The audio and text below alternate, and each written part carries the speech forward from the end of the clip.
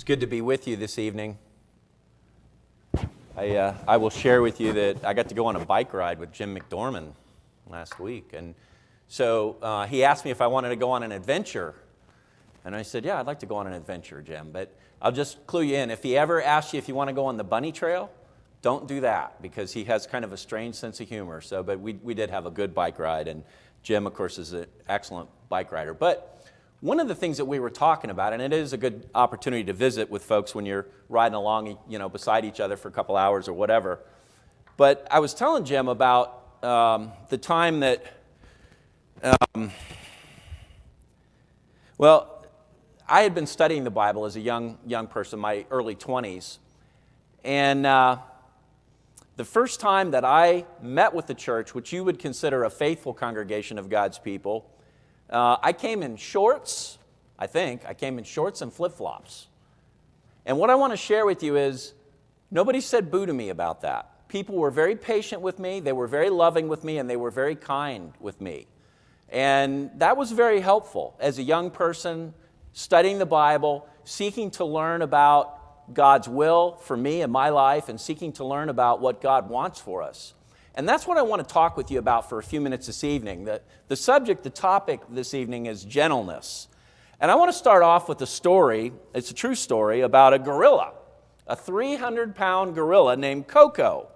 Coco was 5 feet tall and over 300 pounds. And unfortunately, Coco died back in 2018. But Coco was unique in several ways. One of the things that was unique about Coco is that she learned to speak to humans. She learned to use American Sign Language, and she learned over 1,000 signs with her hands so that she could talk to her trainers. And the trainers claimed that she understood over 2,000 verbal words. Now, she couldn't speak, but she could understand what the trainers were saying, and she could talk to them. And one of the things that Coco did was, at one point, she was working with her trainers, and she asked her trainers for a kitten. And, here's this 300-pound gorilla, and her trainers were kind of concerned about that. It's like, why does she want a kitten? Is she going to eat it? What does she want to do with this kitten, this gigantic gorilla? Well, over a period of time, Coco kept asking for the kitten, and eventually the trainer said, well, let's give it a try. Let's give Coco a kitten. And so hopefully you can see in the picture there, Coco actually, this gigantic gorilla, was actually very loving and very gentle with that kitten. And Coco had that kitten for a while, and unfortunately, as the kitten grew into a cat, I think it got hit by a car or something and died. And so Coco asked for another kitten, and they gave her another kitten on her birthday. But I just want to think with you this evening about this topic of gentleness. It's something that I will just tell you flat out. It's something that I've wrestled with a lot in my life. It's something that I've had a struggle with. And it's, if you look at Galatians chapter 5, where we read about the characteristics of the Spirit, the fruit of the Spirit, as it's called, this is one of those characteristics. In Galatians 5 and verse 22, the fruit of the Spirit is love, joy, peace, long-suffering, gentleness, goodness, faith, meekness, temperance. And in fact, I learned that passage because I thought, I'm not doing very good in some of these areas, and I need to work on gentleness, and I need to work on patience or long-suffering. And so this is what I want to think about with you for a few minutes this evening. And most of my passages that I'm going to be reading here tonight, most of them are going to read from the New American Standard, but this first one's in the King James. James chapter 3 and verse 17, James chapter 3 and verse 17, God's writer James says this. He says, the wisdom that is from above is first pure, then peaceable, gentle, and easy to be entreated, full of mercy and good fruits, without partiality and without hypocrisy. And I want to suggest to you, we're not going to be able to go over all the passages tonight that show us this characteristic of godliness, this idea of gentleness, but there are many, and I just want to suggest to you to give that some thought. But this idea, the wisdom from above, the wisdom from God, is gentle and easy to be entreated. And in thinking about this topic, this idea of gentleness, I want to start off in what I consider to be kind of a weird place to be thinking about the subject of gentleness. I want to talk with you a little bit about Elijah, the prophet. And the reason that I think Elijah is a strange place to talk about gentleness, or a strange character to teach us about gentleness, is because Elijah was one of the toughest people that we read about in the Bible. Elijah was a very, very tough individual. But I think we can see and learn about gentleness through some things that happened to Elijah. And so, if you will, turn in your Bibles to 1 Kings chapter 19. I'm going to read from the New American Standard. 1 Kings chapter 19, where it's a relatively lengthy passage, so you'll want to turn and follow along with us here. But 1 Kings chapter 19, and to kind of set the stage for you a little bit, what's happened here, Elijah went out, and you'll recall that he prayed to God and asked God that it wouldn't rain until he said so. And God gave him his request. And so it didn't rain for 2.5 years. And then when it came time, Elijah asked God again for the rain to come, and God granted that request. But one of the things that happened at the end of that period of time was this great contest between Almighty God, the true and living God, and the priests of Baal. And you'll recall that there was this contest where the priests of Baal set up their altar, and Elijah said, hey, let's have Baal make a fire on your altar. And so they danced around the altar, and they cut themselves, and they did all kinds of things. No fire, right? And so Elijah set up his altar, and he set up the offering on his altar to the true God, and he said, bring me some water. And so he dumped water all over the offering and all over the wood, and they did that multiple times. And then finally, he called to God, and he asked God to send fire, and God lit up the sacrifice and burned the sacrifice up. And after that, you'll recall Elijah killed the 450 priests of Baal. So I just set the stage here to just share with you this idea that Elijah was just a really, really tough guy, and that's really the case.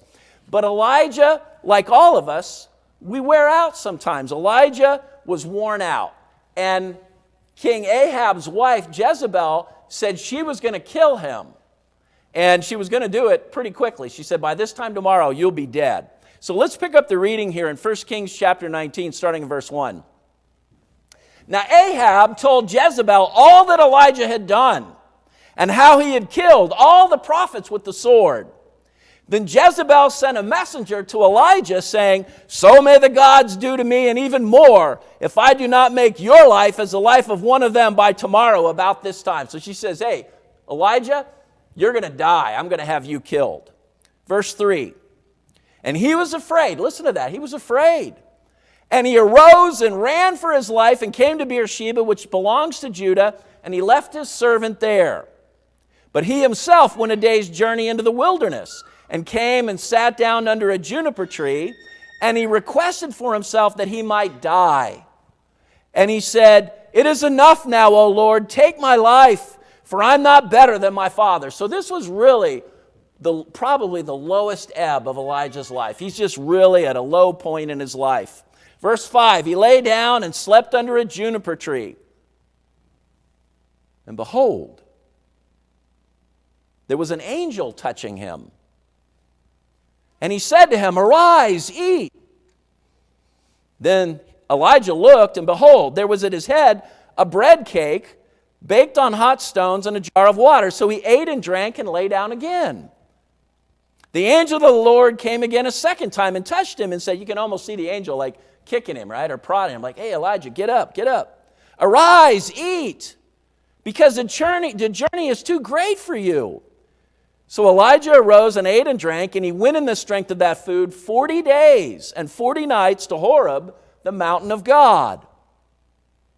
Then Elijah came to a cave, and he lodged there. So he comes to Mount Sinai, the mountain of God, Mount Horeb, and he goes to this cave, and he's kind of living in this cave, right? He's looking for protection in this cave. Behold, the word of the Lord came to him and said to him, what are you doing here, Elijah? What are you doing?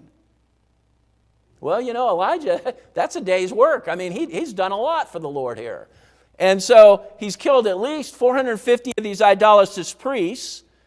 And Elijah had, by the power of Almighty God, stopped the rains and then started the rains again by his request to God. He's been fighting with Ahab now for a long time, many years. He's worn out and he feels like he's ready to die. And God comes to him and he says, "What are you doing here, Elijah? What are you doing?" Let's pick up the reading in verse 10. Elijah's answer, he said, "I've been very zealous for the Lord, the God of hosts. For the sons of Israel have forsaken your covenant, torn down your altars, and killed your prophets with the sword, and I alone am left. And they seek my life to take it away." So he said, "Go forth and stand on the mountain before the Lord."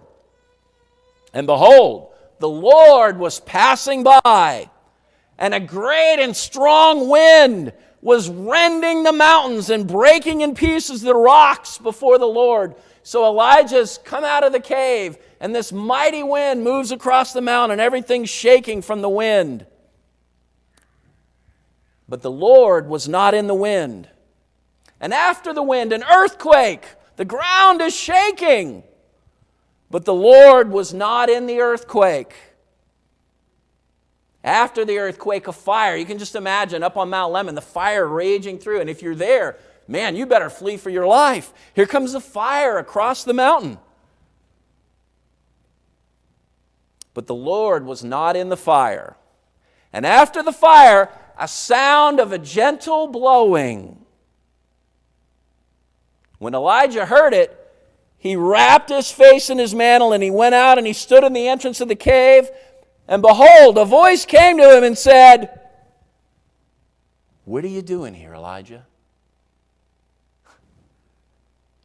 Why does God tell us about this event? I marvel sometimes. We read in the Bible, and it's so easy to just kind of skip over things and say, "Oh, yeah, the wind, the earthquake, the fire, and God spoke in a still small voice, a gentle blowing sound." Why does God tell us this? What's the lesson that God wants you and me to get out of this? There's a lesson here, or God wouldn't be telling it to us. I think it's safe to say God is trying to convey a message to Elijah and to you and me this evening. But what is the message? Over the years, and I'll just say as a young Christian again, I kind of marveled at the action parables. It's kind of weird, right? Jeremiah, God tells him, he says, "Hey, put on this girdle, this belt thing, and wear it around for a while on the outside of your clothes. And then take it off and hide it in the wall. And then a couple months later, come back and take that girdle and wear it again." Everybody's like, "What's he doing? Why is he wearing that dirty, messy, old, muddy girdle?" And that's what God told him. And so these are action parables. Go down to the house of the potter and watch the potter working. And God says, here's some lessons for Israel that you need to teach them about the potter and so on. All these action parables that God had the prophets use. What was the point? God always had a lesson. I want to suggest to you, this is kind of like an action parable that God is using with Elijah. And I understand that there are many lessons here, I'm sure, but certainly one of the lessons that God is trying to teach us here is about His nature, the character of God, the gentleness of God. Think about this. This is God's main guy at the time, in the day. This is His main prophet. And he's like, "Lord, I'm ready to die now. I can't go on. I'm done." And God sends him an angel to encourage him, to comfort him, to strengthen him, sends him some food. But God doesn't throw the book at him. God shows His great power, and then He speaks to him in a very gentle, very patient way. And I think God is teaching us about His character. And when we learn about the fruit of the Spirit and the characteristics that God wants you to have in your life, and He wants me to have in my life, He's saying, "Mark, you need to learn to be gentle with people."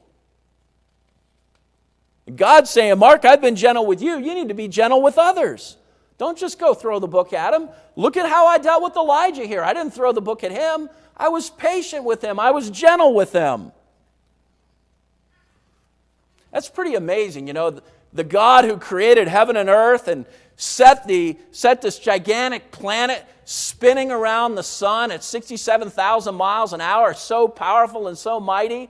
He sends His angel to nudge Elijah and say, "Hey, eat some food. The journey's too great for you. Let me help you out here, buddy."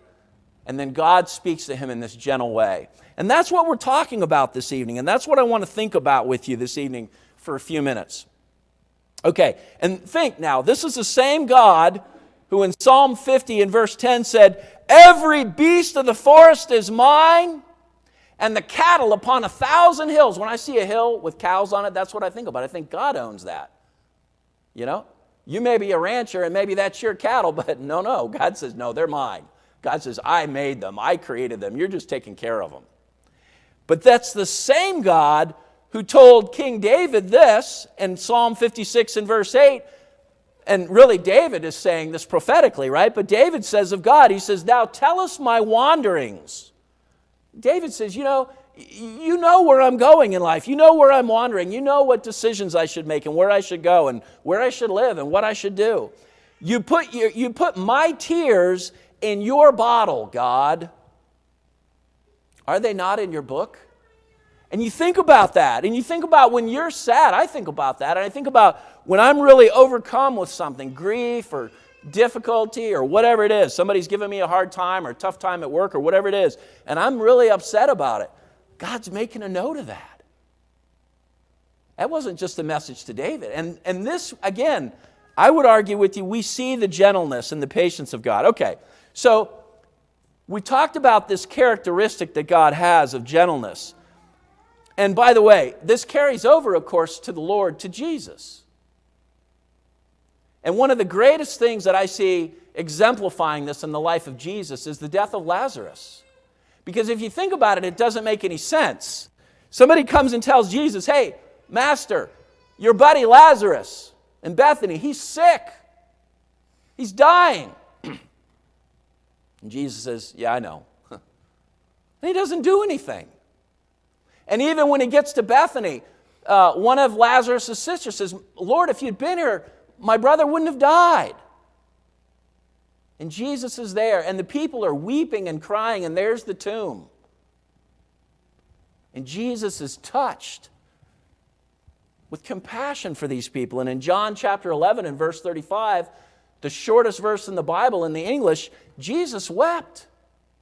Why did he weep? Like I said, it really doesn't make any sense because he knows he's going to raise Lazarus from the dead. He's not weeping about the death of Lazarus. He's weeping because the hearts of the people there are broken over the loss of this man that they loved and appreciated.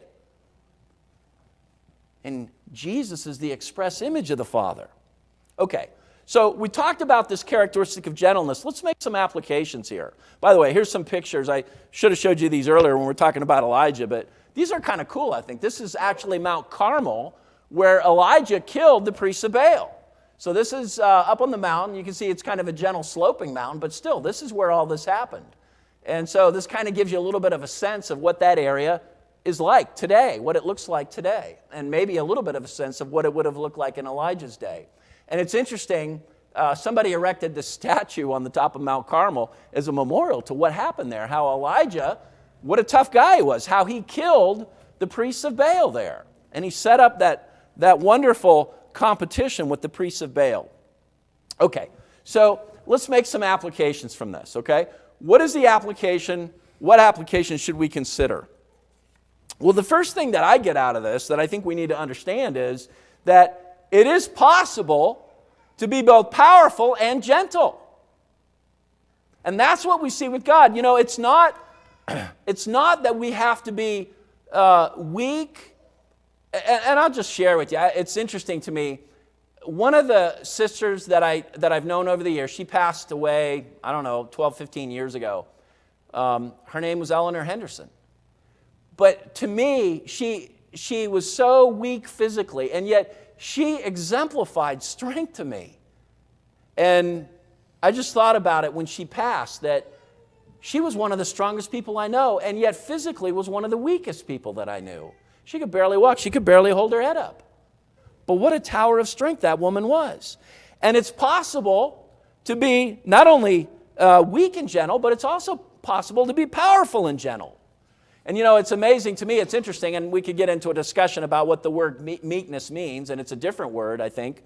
But, you know, God tells us that Moses was the meekest man on earth in his generation. He was under control, but it exemplified that idea of being under control. And yet Moses, remember when he killed the Egyptian? Remember when God sent him down to face off with Pharaoh and God sent the 10 plagues through Moses. He was a very, very tough guy. And yet God said he was the meekest man on earth. And God himself is extremely powerful.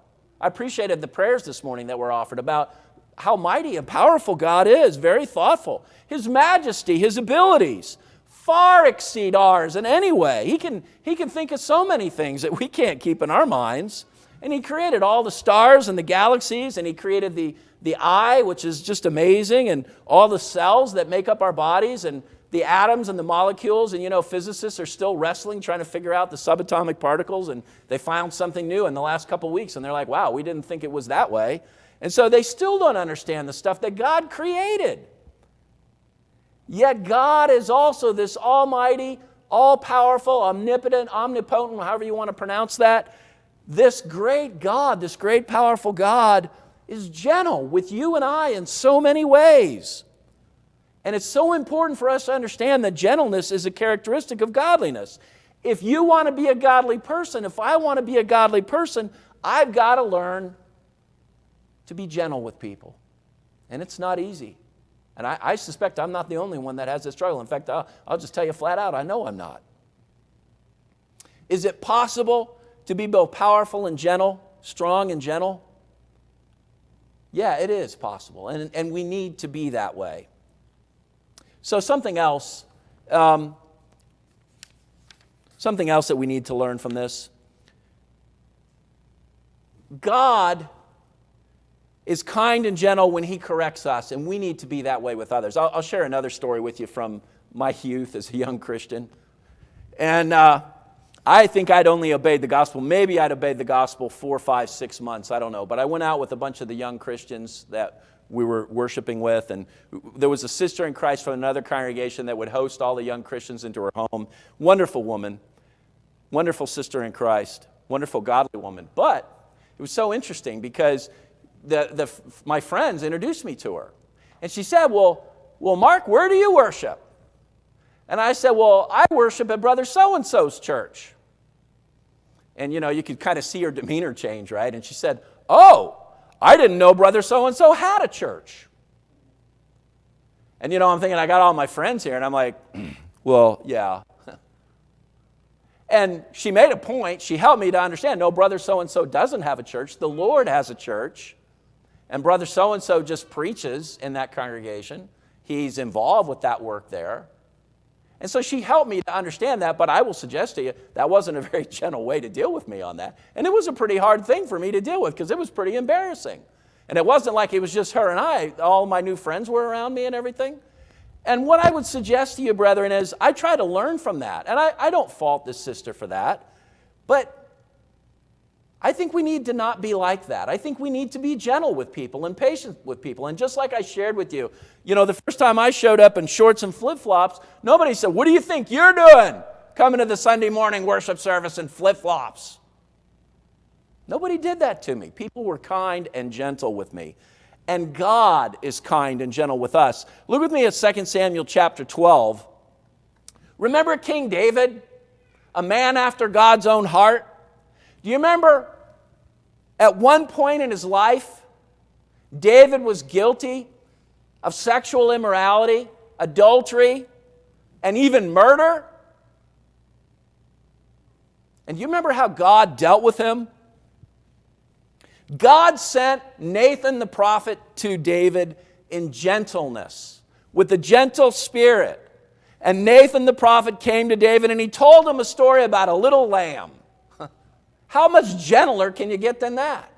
And this man, David, was king, but he'd also worked as a shepherd. And so he appreciated the idea of the little lamb.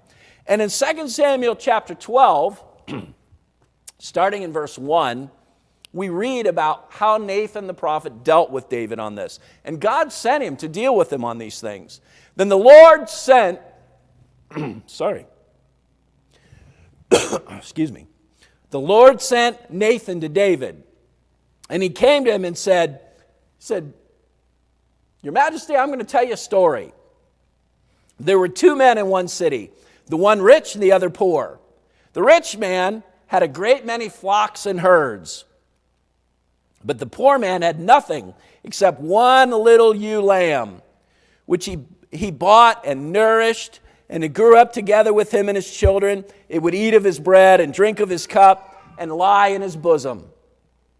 And he was like a daughter to him. Now a traveler came to the rich man, and he was unwilling to take from his own flock or his own herd to prepare for the wayfarer who had come to him. Rather, he took the poor man's ewe lamb, the baby lamb, the young lamb, and prepared it for the man who had come to him. So he took this other guy's lamb and he cooked it. This pet, the family pet.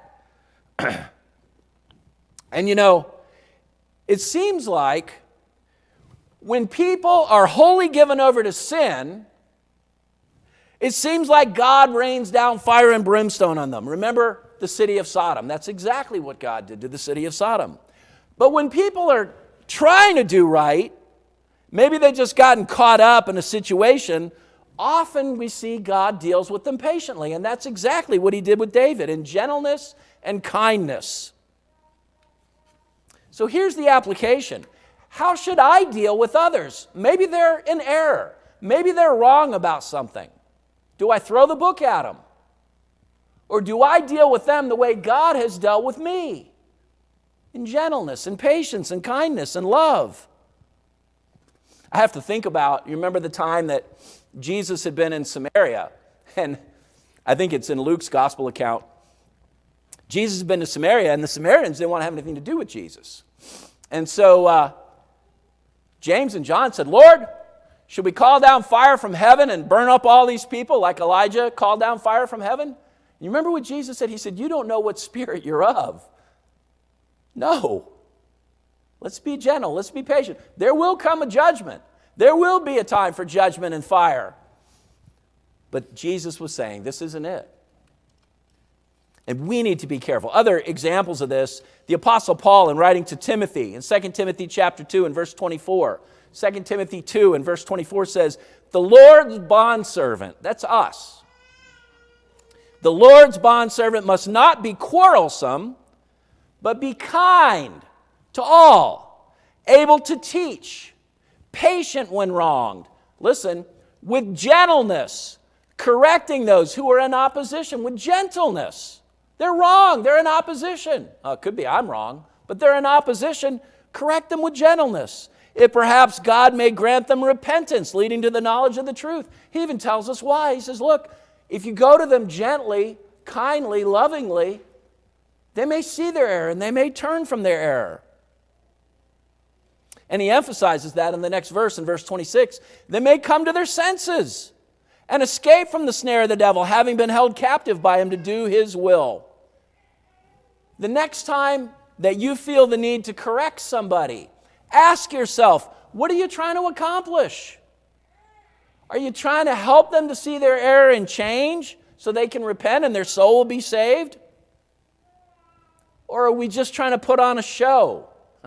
A show of self-righteousness, puffing up and inflating ourselves. I'm ashamed to say sometimes I don't have the right attitude in these things, and I need to have this characteristic of gentleness and kindness and love. One other passage on this and we'll move on. 1 Peter chapter 3 and verse 15. A passage most of us are familiar with. 1 Peter 3 and verse 15. Sanctify Christ as Lord in your hearts, always being ready to make a defense to everyone who asks you to give an account for the hope that is in you. Period. End of statement? No. Paul goes on. He says, yet with gentleness and reverence. I think the King James says fear. The idea is, be respectful. Be loving. Be gentle. And remember, the Lord is gentle with us when we're in error. And we need to be like the Lord. Another point that we need to learn. I had a picture in here. Sorry, I'm kind of overrunning my pictures here, but I thought that was kind of a neat one. Just thinking about David and, his life and his mistakes. But we need to understand, God is merciful to us even when we don't deserve it.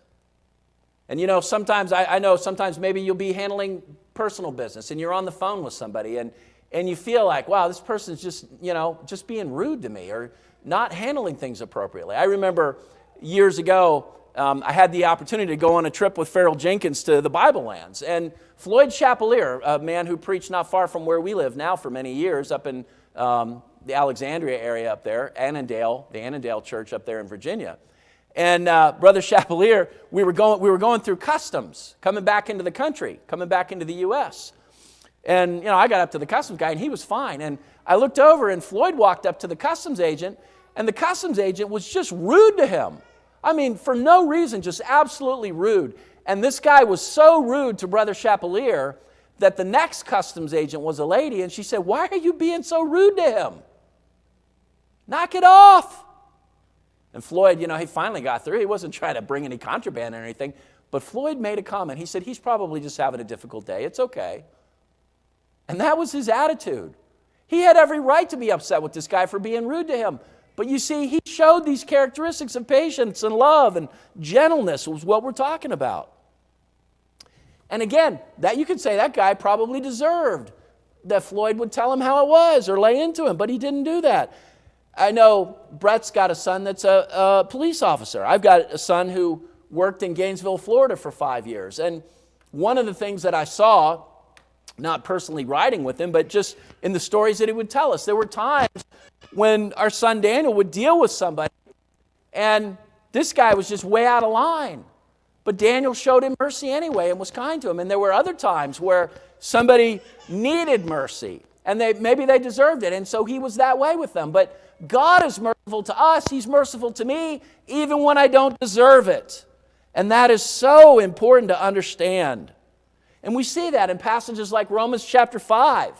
Verse 8, Romans 5 and verse 8, God commendeth His love toward us, in that while we were yet sinners, Christ died for us. I think about the scene at the cross, and I think about the people are taunting Jesus. They're in the very act of killing Him. They're spitting on Him. They've beaten Him. They've taken His clothes away from Him. And Jesus prays for them. "Father, forgive them. They know not what they do." God is merciful to us even when we don't deserve it. And finally, the last point that I'll make, and then we'll conclude here tonight.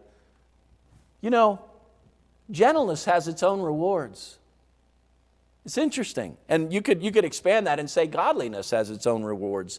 I think about passages like 1 Timothy chapter 4 and verse 8. 1 Timothy chapter 4 and verse 8. "For bodily exercise profiteth little." And there is some profit there in bodily exercise. "But godliness," Paul says, "is profitable unto all things, having a promise of the life that now is, and of that which is to come." Understand what Paul's saying? Godliness has its rewards now in this life and later in the life to come. It's not just later. It's not just heaven.